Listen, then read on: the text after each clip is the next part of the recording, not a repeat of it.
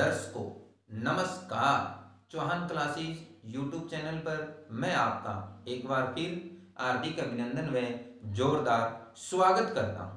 प्यारे विद्यार्थियों, आज हम कक्षा 11 की दूसरी पुस्तक का अध्याय नंबर 4 पर क्या करेंगे, चर्चा करेंगे। तो अध्याय नंबर 4 है समाज शास्त्र, पाश्चात्य समाज शास्त्री एक परिचय। तो इससे पहले हमने अध्याय 3 है वो कंप्लीट कर ली है। आज करेंगे अध्याय नंबर 4 पाश्चात्य समाज शास्त्री एक परिचय। तो इसके अंदर जो पाश्चात्य सभ्यता के जो भी समाजशास्त्री है उन पर हम क्या करेंगे, चर्चा करेंगे। जैसे कार्ल मार्क्स है, एमिल दुर्खाइम है, इन पर क्या की जाएगी, चर्चा की जाएगी। तो सबसे पहले देखेंगे समाज शास्त्र के अनुभव में 3 क्रांतियों का महत्वपूर्ण योगदान है। भी समाज शास्त्र का क्या है, अनुभव है, उसमें 3 क्रांतियों का क्या है, महत्वपूर्ण योगदान है। अर्थात समाज शास्त्र के उदय होने में इन 3 क्रांतियों ने क्या की है, अहम भूमिका अदा की है। अर्थात इनका विशेष योगदान रहा है। इन सभी क्रांतियों के कारण समाज शास्त्र का क्या हुआ था, जन्म हुआ था। तो इन 3 क्रांतियों में पहला क्या है, ज्ञानोदय अथवा विवेक का युग। पहला क्या है, ज्ञानोदय अथवा विवेक का युग। दूसरा है फ्रांसीसी क्रांति। तीसरा है औद्योगिक क्रांति। तो सबसे पहले ज्ञानोदय। ज्ञानोदय जिस तरीके से ज्ञानोदय शब्द है, ज्ञान प्लस उदय, तो ए प्लस उ बराबर क्या हो जाएगा, ओ हो जाएगा, और शब्द क्या बनेगा, ज्ञानोदय। ये किसका उदाहरण है भी, सवर संधि, सवर संधि का उदाहरण। और सवर संधि के अंदर किसका उदाहरण है, गुण संधि का। गुण संधि के अंदर ए ओ अर बनता है प्यारे विद्यार्थियों। तो ये क्या है, ये शब्द क्या है हमारा, ज्ञानोदय। ज्ञान प्लस उदय मतलब ज्ञान का क्या होना, उदय होना। और क्या शब्द की संरचना बनी है, ज्ञानोदय, अथवा इसको क्या कह सकते हैं, विवेक का युग। 17वीं शताब्दी के उत्तरार्ध, अब चर्चा आ गई शताब्दी के ऊपर, तो 17वीं शताब्दी के उत्तरार्ध मतलब 1601 से 1650, ये तो हो जाएगा 17वीं शताब्दी का पूर्वार्ध। और 1651 से लेकर 1700 तक ये क्या हो जाएगा, 17वीं शताब्दी का क्या हो जाएगा, उत्तरार्ध हो जाएगा। उत्तरार्ध का मतलब बाद वाला और पूर्वार्ध का मतलब पहले वाला। तो 17वीं शताब्दी का उत्तरार्ध है, इसका मतलब क्या है, 1750 के बाद। क्या है, 1750 के बाद 17वीं शताब्दी के उत्तरार्ध व 18वीं शताब्दी के पश्चिमी यूरोप में संसार के बारे में सोचने विचारने के बिल्कुल नए व मौलिक दृष्टिकोण का जन्म हुआ। तो 17वीं शताब्दी का उत्तरार्ध है। और 18वीं शताब्दी का पूर्वार्ध। पूर्वार्ध का मतलब इसके अंदर क्या हो गया, पहले वाला समय। तो इसके अंदर क्या आ जाएगा, 18वीं शताब्दी का पूर्वार्ध है तो 1701 से लेकर 1750, और 17वीं शताब्दी का उत्तरार्ध है तो 1651 से लेकर 1700 तक। ये जो काल है ये किसका है, ज्ञानोदय का क्या माना जाता है, युग है वो माना जाता है। ज्ञानोदय या परबोधन के नाम से जाने गई। अब ज्ञानोदय है, इसको किस नाम से जान सकते हैं, परबोधन। बोधन के नाम से क्या कर सकते हैं, हमें जान सकते हैं। किसको, ज्ञानोदय शब्द है, इसको प्रबोधन के नाम से जान सकते हैं। ज्ञानोदय या प्रबोधन के नाम से जाने गए इस नए दर्शन ने जहां एक तरफ मनुष्य को संपूर्ण ब्रह्मांड के केंद्र बिंदु के रूप में स्थापित किया है, इस शब्द ने संपूर्ण ब्रह्मांड को क्या कर दिया है, एक केंद्र बिंदु के रूप में स्थापित कर दिया है। किसके रूप में स्थापित कर दिया है, केंद्र बिंदु के रूप में स्थापित कर दिए। वहीं दूसरी तरफ विवेक को मनुष्य को मनुष्य की मुख्य विशिष्टता का दर्जा दिए। दूसरी तरफ क्या है, विवेक है, विवेक को क्या किया है, मनुष्य की विशिष्टता का विशेष रूप से क्या दिए, दर्जा दिए। तो इस कारण प्यारे विद्यार्थियों इसका नाम क्या रख दिया गया, ज्ञानोदय अथवा विवेक के युग की इसको क्या दी गई है, संज्ञा दी गई है। और इसका समय काल कब से माना जाता है, 17वीं शताब्दी का उत्तरार्ध और 18वीं शताब्दी का पूर्वार्ध। उसके बाद में नंबर 2 क्या है, फ्रांसीसी क्रांति। अब फ्रांसीसी क्रांति 1789 में व्यक्ति तथा राष्ट्र राज्य के स्तर पर राजनीतिक संप्रभुता के आगमन की घोषणा की। अब जो क्या है, जो फ्रांसीसी क्रांति है उसने क्या कर दी, राजनीतिक संप्रभुता की क्या की है, घोषणा की। फ्रांसीसी क्रांति 1789 ने क्या कर दी, राजनीतिक संप्रभुता की घोषणा की। मानवाधिकार के घोषणा पत्र ने सभी नागरिकों की समानता पर बल दिया है तथा जन्मजात विशेषाधिकारों की वैधता पर मतलब प्रश्न उठाता है। अब मानवाधिकार के घोषणा पत्र ने सभी नागरिकों को क्या दे दिया, समानता का अधिकार दे दिया, समानता का अधिकार भी सभी नागरिक हैं वो क्या है, समान, उनको अधिकार क्या है, प्राप्त है। किसी के साथ में किसी भी प्रकार का कोई भेदभाव नहीं किया जाएगा। इसने व्यक्ति को धार्मिक अत्याचारी से मुक्त किया जो फ्रांस की क्रांति के पहले वहां अपना वर्चस्व बनाए हुआ था। जो भी क्या है, धार्मिक अत्याचार होते थे, धार्मिक अत्याचारी से मुक्त किया। किसने, फ्रांसीसी क्रांति ने धार्मिक अत्याचारों से क्या किया है, मुक्त किया है। फ्रांसीसी क्रांति के सिद्धांत क्या क्या है, स्वतंत्रता है, प्रत्येक मनुष्य वो क्या है, स्वतंत्र है, धर्म है, जाति है, वंश है, उनकी तरफ से, शिक्षा की तरफ से किसी भी तरीके से क्या कर सकता है, अपनी अहम भूमिका वो समाज में निभा सकता है। समानता है, सबको समान रूप से दर्जा दिया गया। बंधुत्व, बंधुत्व का अर्थ हो जाएगा भाईचारे की भावना। तो ये क्या थी हमारी फ्रांसीसी क्रांति। उसके बाद में है औद्योगिक क्रांति। आधुनिक उद्योगों की नींव औद्योगिक क्रांति के द्वारा ही रखी गई। जो भी क्या थे, जो आधुनिक उद्योग थे, क्या थे, आधुनिक उद्योग।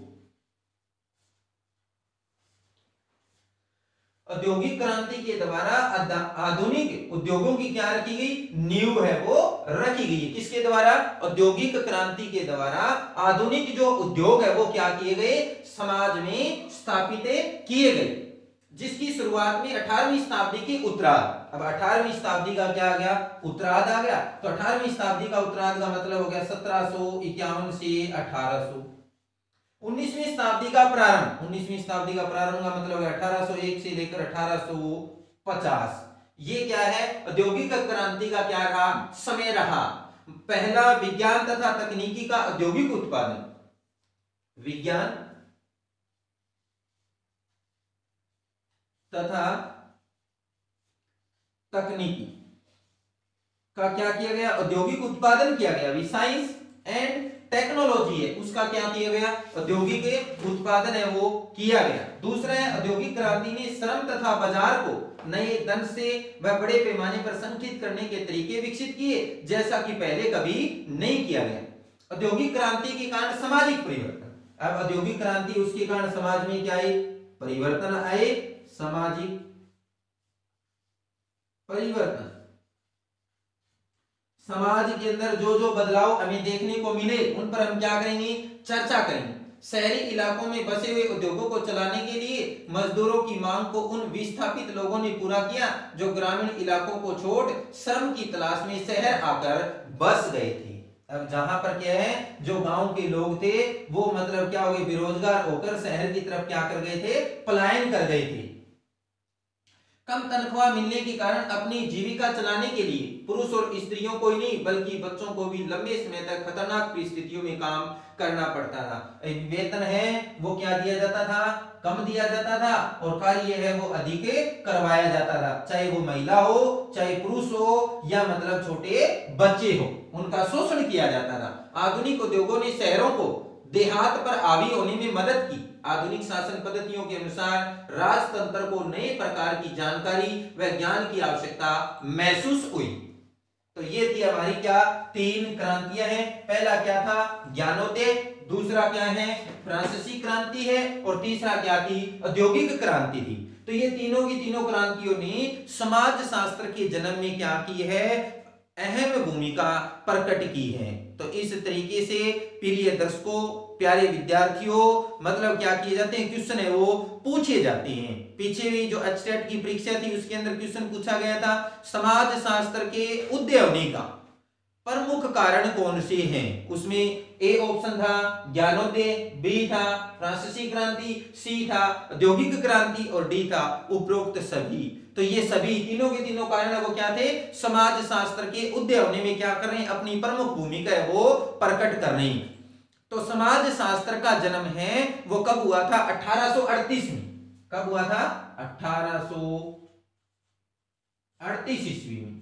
और समाज शास्त्र के का जन्मदाता किसको माना जाता है, अगस्त कोम्टे को माना जाता है। अगस्त कोम्टे को माना जाता है। अब अगस्त कोम्टे उसको समाज शास्त्र का जनक है वो माना जाता है। उसने समाज शास्त्र शब्द का सर्वप्रथम प्रयोग कब किया था, 1838 ईस्वी में किया था।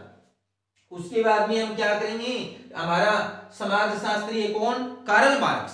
अब कार्ल मार्क्स है वो मतलब किसके लिए, आर्थिक समाजशास्त्री के रूप में समाज में इसने क्या की, अपनी अहम भूमिका है वो प्रकट की है। और इसके अंदर कार्ल मार्क्स समाज ने विभिन्न चरणों में उन्नति की है। भी समाज ने क्या की, अलग अलग चरणों के अंदर अपनी क्या की है, उन्नति की है। पहला है आदिम सामंतवाद, दूसरा है दासता, तीसरा है सामंतवाद व्यवस्था, चौथा है पूंजीवाद, और पांचवा है समाजवाद। तो अब हम क्या करेंगे, आदिम सामंतवाद। अब आदिम सामंतवाद की शुरुआत वो कब हुई थी, मध्यकाल यूरोप से पनपा था। अब आदिम सामंतवाद है वो कब है, मतलब मध्यकाल यूरोप से क्या किया था, पनपा था। तो प्राचीन समाज में जितने भी क्या थे जो सामंतवादी थी उन पर हम क्या करेंगे, चर्चा करेंगे। आदिम मतलब प्राचीन, सामंतवाद सामंतवाद, समाजवाद सामंतवाद एक विशेष तरह की शासन प्रणाली थी। अब सामंतवाद है वो क्या थी, एक विशेष तरह की शासन प्रणाली थी। भी एक विशेष प्रकार की क्या है, शासन प्रणाली है क्या, सामंतवाद, जिसके अंदर अलग अलग तरीके से क्या किया गया है, अनेक चीजों का मतलब वो विस्तार पूर्वक व्याख्या की गई। तो आदि मतलब प्राचीन, सामंतवाद एक विशेष प्रकार की शासन प्रणाली थी।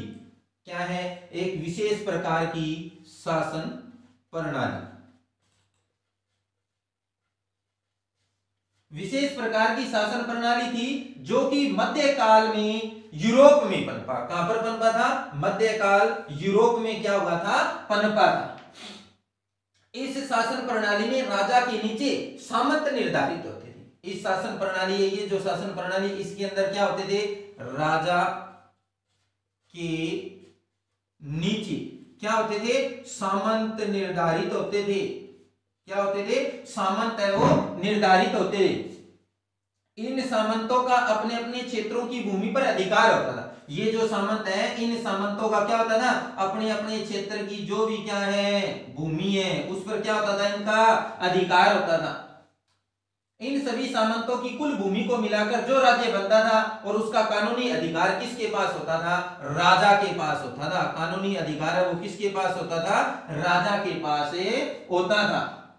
राजा के अधिकार वाली भूमि का सामंत अपनी संपत्ति की तरह ही प्रयोग करते थे, तो इसके बदले वे राजा को आर्थिक व सैन्य सहायता देते थे।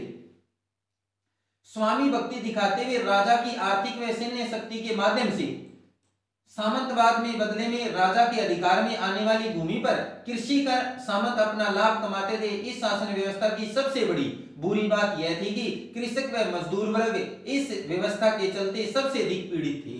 क्या क्या थे इसके अंदर बुरी बात क्या है, एक तो कृषक व मजदूर, इन दोनों व्यक्तियों का क्या किया जाता था, शोषण किया जाता था। पहले तो राजा राजा के नीचे क्या होते थे, सामंत होते थे। ये सामंत थे वो मतलब किसान हैं, मजदूर हैं, इनको क्या करते थे, पीड़ित करते थे, प्रताड़ित करते थे, इनको मतलब शोषण करते थे, अन्याय करते थे, अत्याचार करते थे।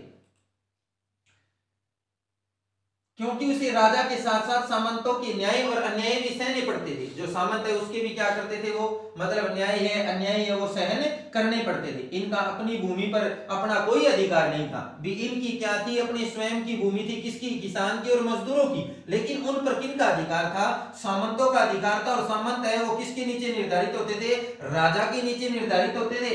राजा है वो क्या करता था, आदिम सामंतवाद के अंदर विशेष भूमिका है वो प्रकट करता था।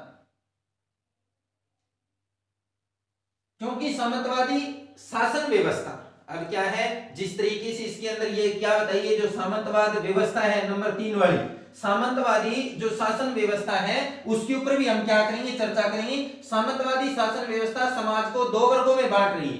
एक तो क्या था, पीड़ित, दूसरा क्या था, शोषक। दूसरा क्या था, शोषक। शोषक का मतलब हो जाएगा शोषण करने वाला। एक तो पीड़ित है, मतलब जिसको प्रताड़ित किया जाता है, जिसको अत्याचार किया जा रहा है, अन्याय किया जा रहा है। और दूसरा उसका क्या कर रहा है, शोषक है, जो उसका इन व्यक्तियों का शोषण करने वाला व्यक्ति क्या कहलाता है, शोषक है वो कहलाता है। इसी कारण समय के साथ साथ सामंत व्यक्तिगत रूप से स्वार्थी होते गए, जिस कारण भविष्य में यह व्यवस्था डगमगा गई और अब स्थानीय राजाओं की राजभक्ति से ऊपर उठकर राष्ट्रभक्ति का समय आया तो सामंतवादी व्यवस्था टिक न सकी और इसका क्या हो गया, सामंतवादी व्यवस्था है उसका अंत हो गया। अंत होने का प्रमुख कारण क्या था, इसके अंदर एक वर्ग को पीड़ित किया जाता था, दूसरा उसका क्या करता था, शोषण करता था। शोषण करने वाला जो व्यक्ति है वो ज्यादा क्या हो जाता था, मतलब शक्तिशाली हो जाता था। तो इस कारण ये व्यवस्था लंबे समय तक टिक नहीं पाई और सामंतवादी व्यवस्था है वो क्या हो गई, नष्ट भ्रष्ट हो गई। उसके बाद में सामंतवाद को अंग्रेजी में क्या कहते हैं, फ्यूडलिज्म कहते हैं। अंग्रेजी के अंदर सामंतवाद को क्या कहते हैं, फ्यूडलिज्म कहा जाता है। उससे पहले क्या था हमारा, दास्ता। दास्ता का अर्थ हो जाएगा गुलामी, गुलामी या सेवक।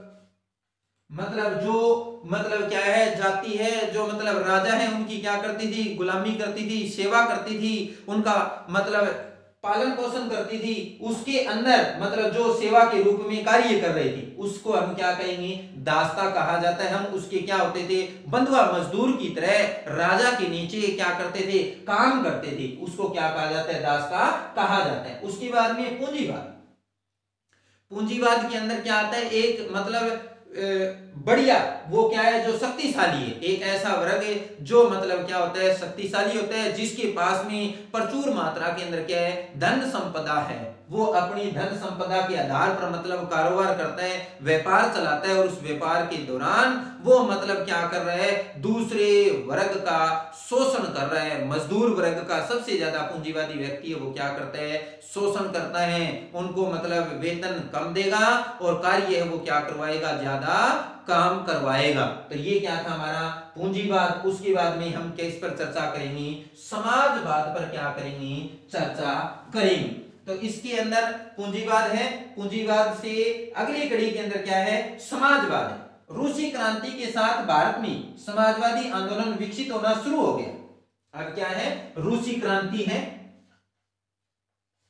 रूसी क्रांति के बाद भारत में समाजवाद है वो क्या हो गया था, शुरू हो गया था। 1871 में क्या है, 1871 में कलकत्ता के एक समूह ने प्रथम अंतरराष्ट्रीय के भारतीय खंड का आयोजन कराने के उद्देश्य से कार्ल मार्क्स से संपर्क किया। किससे संपर्क किया था जी, कार्ल मार्क्स से क्या किया था, संपर्क किया था। किससे संपर्क किया, कार्ल मार्क्स जो क्या है हमारा समाजशास्त्री है, उससे क्या किया, संपर्क किया। यह भौतिक नहीं था। भारतीय प्रकाशन में पहला लेख जो मार्च 1912 में आधुनिक समीक्षा में मुद्रित मार्क्स और एंजल्स के नामों का उल्लेख करते हैं। एक तो किसका उल्लेख था उसमें, कार्ल मार्क्स का, और एक दूसरा क्या है, समाजशास्त्री है उसका नाम है एंजल्स। इन दोनों के नामों का क्या की गई है, चर्चा की गई है। कार्ल मार्क्स नामक एक लघु जीवनी लेख एक आधुनिक ऋषि जर्मन आधारित भारतीय द्वारा लिखा गया था। क्रांतिकारी लाला हरदयाल 1914 में। आर रामकृष्ण पिल्लई ने भारतीय भाषा में कार्ल मार्क्स की पहली जीवनी लिखी थी।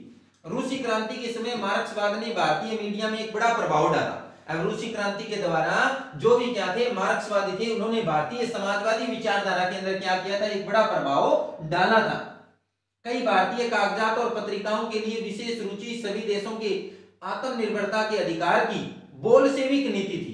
विपिन चंद्रपाल और बाल गंगाधर तिलक उन भारतीयों में से थे जिन्होंने रूस में लेनिन और नए शासकों की प्रशंसा व्यक्त की। रूस के अंदर क्या है, जो मतलब लेनिन है, जो अन्य शासक थे, उनकी मतलब क्या की थी, प्रशंसा की थी। किसने? विपिन चंद्रपाल और बाल गंगाधर तिलक ने। तो ये हमारा क्या था, समाजवाद था। तो समाज ने इन चरणों के माध्यम से क्या की है, मतलब उन्नति की है। उसके बाद में हमने इसके अंतर्गत जो क्या है, कार्ल मार्क्स है जो समाजशास्त्री थे, उसने एक क्या दिया था, वर्ग संघर्ष। क्या दिया था, वर्ग संघर्ष का सिद्धांत। कार्ल मार्क्स है जो समाजशास्त्री है, उसने क्या दिया था, वर्ग संघर्ष का सिद्धांत। वर्ग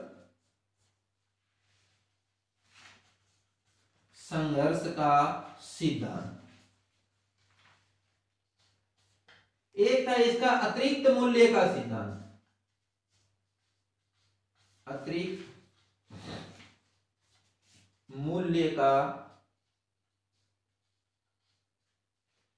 सिद्धांत।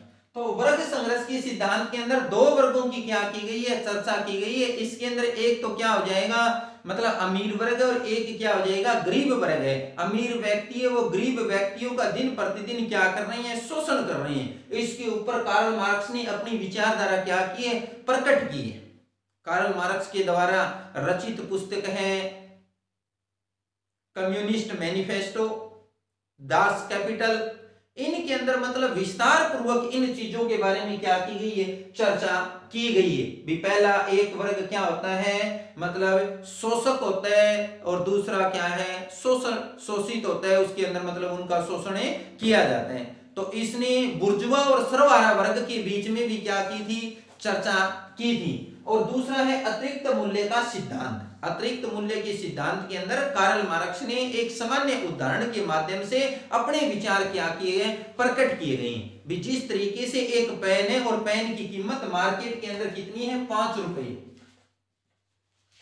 कितनी है, 5 रुपए है। अभी एक पेन है वो बाजार के अंदर कितने रुपए में खरीदा जा रहा है, 5 रुपए में खरीदा जा रहा है। अब जो उसके अंदर क्या है, जो पूंजीपति है, पूंजीपति ने उसके अंदर, अब पेन है, पेन के अंदर क्या है, जो कच्चा माल है, क्या है, कच्चा माल है। कच्चा माल कितने का है, 2 रुपए का आया। कितने का आया, 2 रुपए का आया। उसके बाद में उसके ऊपर मजदूरी लगी है कितनी, 1 रुपए। टोटल कितने हुए, 3 रुपए हुए। और पेन है वो कितने में बेचा जा रहा है, 5 रुपए में बेचा जा रहा है। उसके बाद में जो 2 रुपए और बच रहे हैं, उसके बारे में कार्ल मार्क्स की क्या विचारधारा थी, भी उस 2 रुपए में से 1 रुपया है वो किसको और मिलना चाहिए, मजदूर को मिलना चाहिए। क्योंकि पूंजीपति है वो अपने पैसे के बलबूते के ऊपर क्या करे, उसका पैसा कंप्लीट हो गया, 2 रुपए उसने पहले ले लिए, एक ये हो गया 3 जो लगे थे उसने वो पहले ले लिए। उसके बाद भी वो क्या कर रहा है, 2 रुपए और मुनाफा कमा रहा है। लेकिन उसको क्या करना चाहिए, उस 2 रुपए में से 1 रुपया मजदूर वर्ग को और देना चाहिए। तो ये क्या थी, कार्ल मार्क्स की क्या थी, विचारधारा थी। तो प्यारे विद्यार्थियों, आज हमने अध्याय नंबर 4 पाश्चात्य समाजशास्त्री एक परिचय, जिसके अंदर समाजशास्त्र के अंदर क्या है, 3 क्रांतियों का अहम योगदान था, उस पर हमने क्या की है, विस्तार पूर्वक चर्चा की है। तो आशा करता हूं कि हमारे द्वारा जो भी समय समय पर समाजशास्त्र विषय के अंदर जो टॉपिक अपलोड किया जा रहा है, उसको क्या किया जाए, उस वीडियो को पूर्ण तरीके से देखा जाए। जो आपको उसके अंदर बातें बताई गई है उसको अपनी कॉपी में क्या करें, नोट करें। और अपना जो क्या है, परीक्षा जो समय है वो जल्दी ही क्या है, अब आ गया है। क्योंकि अब थोड़े दिनों के अंदर आपकी जो प्रैक्टिकल है उसके ऊपर भी फाइनल प्रैक्टिकल है उसकी डेट आ जाएगी, फिर वो प्रैक्टिकल हो जाएगी। आपको जो जो टॉपिक दिया गया वो अच्छे तरीके से कंप्लीट करें। तो प्यारे विद्यार्थियों, चौहान क्लासेज यूट्यूब चैनल को ज्यादा से ज्यादा लाइक करें, शेयर करें, सब्सक्राइब करें। नमस्कार, धन्यवाद।